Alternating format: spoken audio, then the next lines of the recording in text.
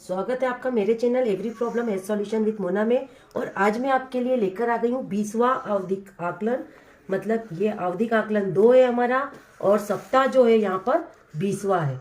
जी हाँ साथियों, दिसंबर में हमको आवधिक आकलन 2 लेना है। मैं आपको हिंदी का आवधिक आकलन बता रही हूँ। यहाँ पर देखिए, यहाँ पर आपको सबसे पहले मौखिक भाषा विकास में चित्र पे चर्चा करनी है। देखिए पेज नंबर 276।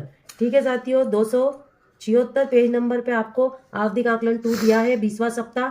और यहाँ पर ये चित्र बने हुए, इस चित्र को आप ध्यान से देखिए। यहाँ पर कुछ बसेस है चल रही है।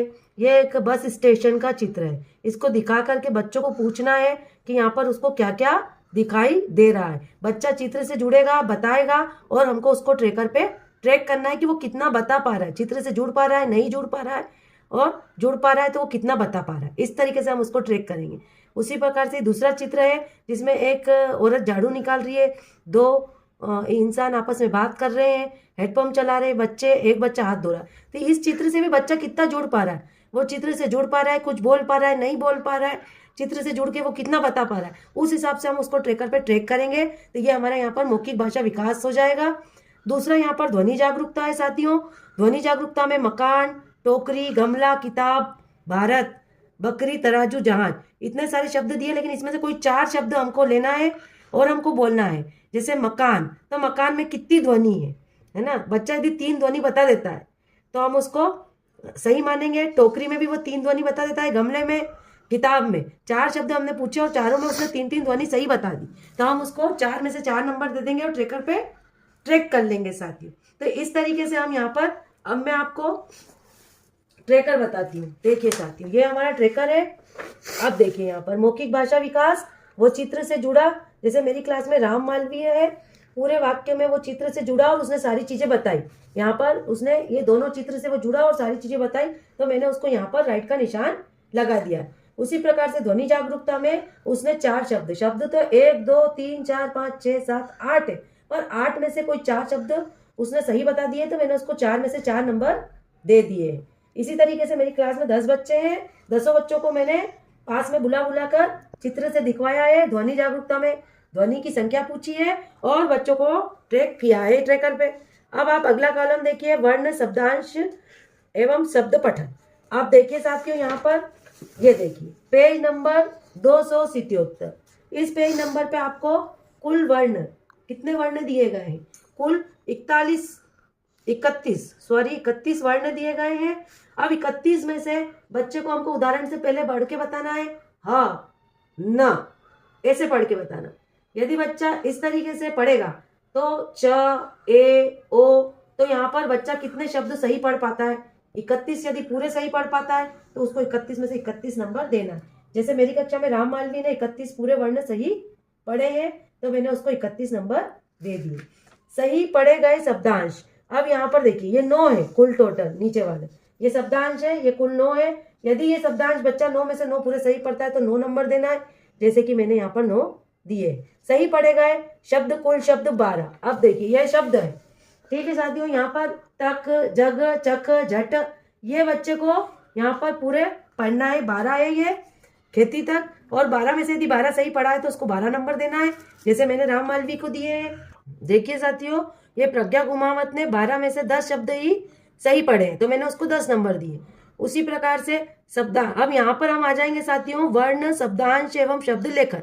ठीक है साथियों, यहाँ तक तो हमारे पठन थे।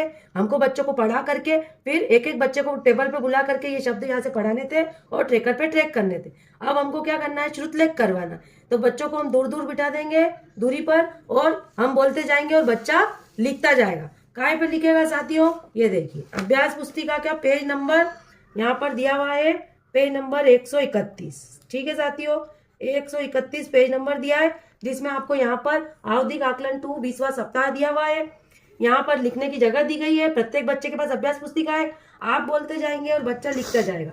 जैसे कि यहाँ पर देखिए साथियों 12 वर्ण है ना, तो अब 12 वर्ण कहाँ से टीचर बोलेगा, तो ये यहाँ पर लिखे हुए देखिए साथियों, ये च, ओ, क, ओ, ट, झ, ये पूरे टोटल 12 वर्ण है। ये टीचर को धीरे धीरे बोलना है और बच्चे को यहाँ पर लिखना है। बच्चे ने कितने सही लिखे हैं उस हिसाब से आप यहाँ पर चेक करेंगे। और यहाँ 12 में से 12 ये बच्चे ने सही लिखे राम ने, तो मैंने 12 में से 12 ले दे दी।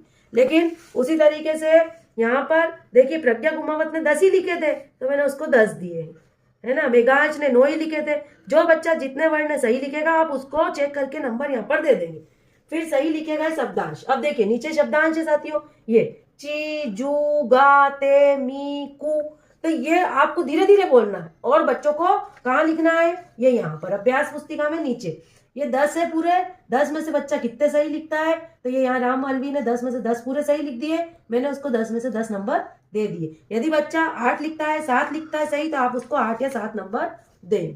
उसके बाद देखिए साथियों यहाँ पर सही लिखेगा शब्द, कुल शब्द 8। ये यहाँ पर ये वाले शब्द है, काट, खेती, तीखा, सिलाई, रेत, चोर। ये पूरे टोटल कितने शब्द है साथियों, 10। सॉरी, यहाँ पर ये टोटल 6 शब्द है साथियों।